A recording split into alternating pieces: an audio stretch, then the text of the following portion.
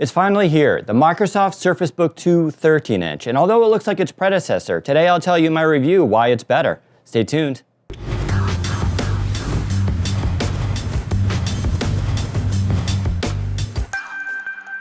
All right, before we get started, if you're interested in the 15-inch version of the Surface Book 2, make sure you hit the link in the description below for that review. We did a real deep dive in that, showing all the benchmarks and what makes that one special. Now let's turn to the 13-inch.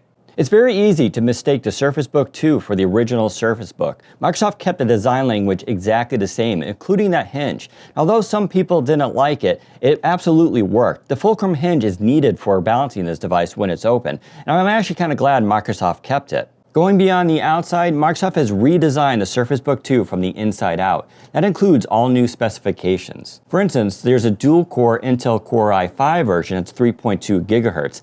That's the same processor though from last generation. It's an Intel 7th gen chip, and it's only dual core, so that's not too exciting, but it does start at $1499 and is completely fanless. Where things get really interesting though is the 8th generation Intel Core i7 chip that turbo boosts up to 4.2 gigahertz. While that's still a 15-watt chip, it is the first quad-core processor that's available in the Surface. It's also available in the Surface Book 2 15-inch, but that one has a higher wattage at 20 watts. For RAM, you're still looking at 8 gigabytes or 16 gigabyte options. For SSD, you get 256, 512, or 1 terabyte options, including a Samsung PCIe NVMe SSD on board, which is pretty fast. Turn to graphics and you get an Intel HD 620 for the Core i5 or an Intel UHD 620 for the Core i7. But what we all want to know about is that discrete GPU. Microsoft has squeezed in an NVIDIA GTX 1050 with 2 gigabytes of video RAM. That's an exciting GPU, and it just gets your foot in the door for gaming. It's also going to be significantly faster than last year's 965M that was found in the performance base. Turning to weight, and the Core i5 version weighs 3.38 pounds or 1,533 grams. The i7 version is a bit heavier at 3.62 pounds or 1,642 grams. The tablet section though comes in at 719 grams or just over 1.5 pounds. Let's turn to fans here real quickly because this is an important distinction. The Core i5 version is completely fanless. Now we're talking about two different fans here. There's usually a fan in the tablet section and a fan in the GPU area in the base.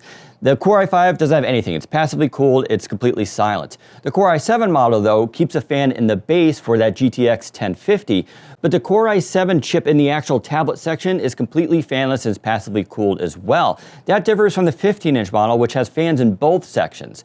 Turning to ports, on the left-hand side, you get two USB 3.1A ports. You also get a full SD card slot. Again, glad Microsoft kept that for photographers and media. Turn to the right-hand side, you get a Surface Connect port for power, as well as a display dock if you'd like to use that. And new to this year is the USB Type-C 3.1 port. That's a little bit complicated. Let's jump into it. It does not have Thunderbolt 3. That just means you cannot use an external GPU with it or power multiple 4K displays at 60 Hz. You can power, though, a single display at 4K 60 Hz, use multiple USB hubs, and plug in multiple devices to it. You can charge the Surface Book 2 with it.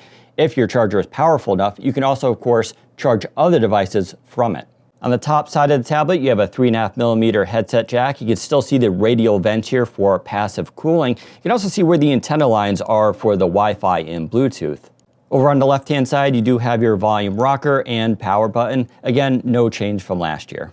Turn to the front of the device, you get a 5-megapixel front-facing camera. You also get Windows Hello as expected. The display bezels have not changed at all.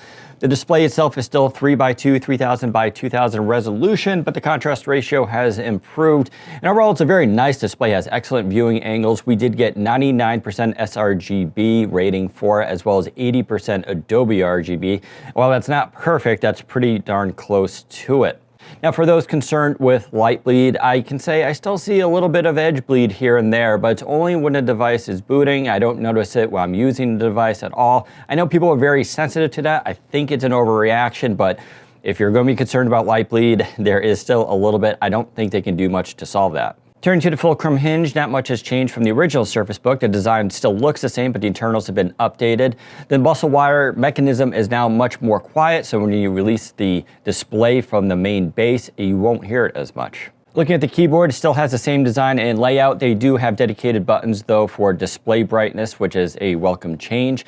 The travel is 1.5 millimeters. That's a slight decrease from the original 1.6 millimeters, but I would not call it a degradation in experience. In fact, this keyboard is excellent. It is based off of the Surface laptop as far as response. It's definitely one of my favorite keyboards. Speaking of the trackpad, you're still going to get a glass cover trackpad. It's exceptionally smooth. It too has been updated along with the Surface laptop. It is easily the best trackpad I've used on any Windows PC to date. Turning to battery performance and thermals, Microsoft did an excellent job here with the Surface Book 2. Looking at our Geekbench scores, you can see that single core score is very good for the Core i7 model, but it's the multi-core one that's super impressive. That nearly doubles over the original Surface Book. Not too surprising being a quad-core machine versus the original dual-core, but those numbers are real. This is a very powerful chip. The same can be said for the GPU, where we see the new Surface Book 2 with the 1050 significantly outperforming the Surface Book with performance base. Turning to heat and thermals, this is a very cool device. Now, as I mentioned earlier, there's only a fan in the base that's for the GPU, so you'll only hear that section if you're going to be pushing that GPU, and that's where you may get some warmth on the bottom, but we never saw it peak over 106 degrees Fahrenheit or 41 degrees Celsius. So it's a very cool and quiet machine, although, as I mentioned earlier, it does have a little bit of coil whine. For battery life, Microsoft was promising 17 hours. Now that is a video loop test. The reason they do that is it's repeatable and consistent. Modern processors scale so dynamically that it's really task dependent on what your battery life is going to be. That makes any estimate very difficult to give you, but I can honestly say that using this device for 8 hours minimum is very likely. You can definitely push it towards 10 hours and maybe even more depending on your display brightness. I did not feel I ever needed to bring the charger with me all day, and that's really what we're looking for here. This is a significant improvement over the original Surface Book, and I'm really glad to see it. You won't get 17 hours, and if you're going to game and use that GPU, it'll be significantly less. GPUs are very power hungry, but overall, this is a very good machine for battery.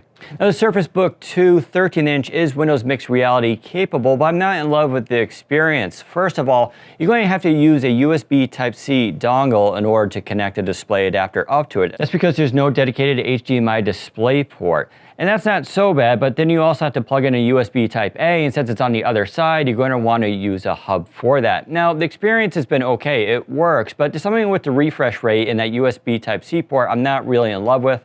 I think it's a software issue, it could probably be fixed, but I definitely feel like the Surface team didn't build this device with Windows Mixed Reality in mind. Now, we should talk about the pen. There's none included in the box, so that's an extra $99. Microsoft is following the similar model with the Surface Pro and passing the cost off to customers. A lot of people don't use the pen, and Microsoft says they sink the cost back into the device to use more quality components. We'll just have to take their word for it. So for $99, you get a new pen. Luckily, it supports all those new features found in the Surface Pro, including 4,096 levels of pressure, tilt support, and advanced features in inking, including that low latency, which is very much welcomed. I've been using the pen extensively here, and I really enjoy it. It feels very much like the Surface Pro, so if you're big on inking, you'll want to pick up one of those pens, and at least you can pick your color now.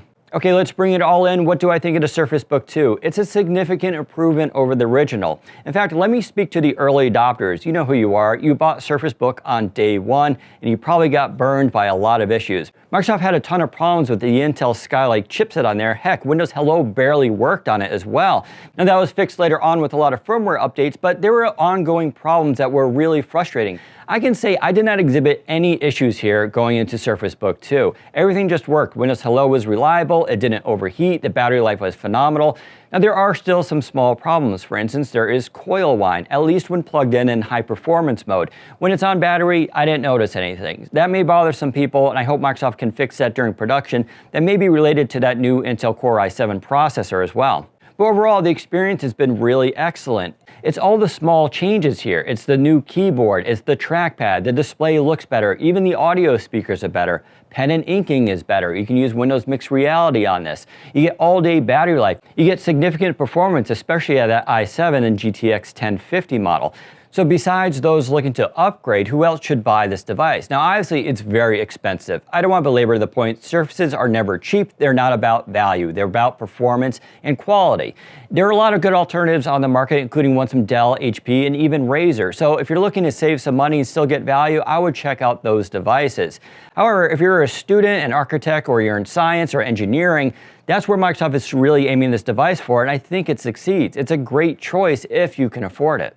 So in conclusion, Microsoft calls the Surface Book 2 the ultimate laptop. And you know what? I think they succeeded. There's no other device on the market that does as much as this thing. The only thing that's better is the Surface Book 2 15-inch, so make sure you check out that video. Before we get started, if you're interested in the Surface Book 2 15-inch, make sure you click the link for the video for that. Should I point? I kind of don't think I should.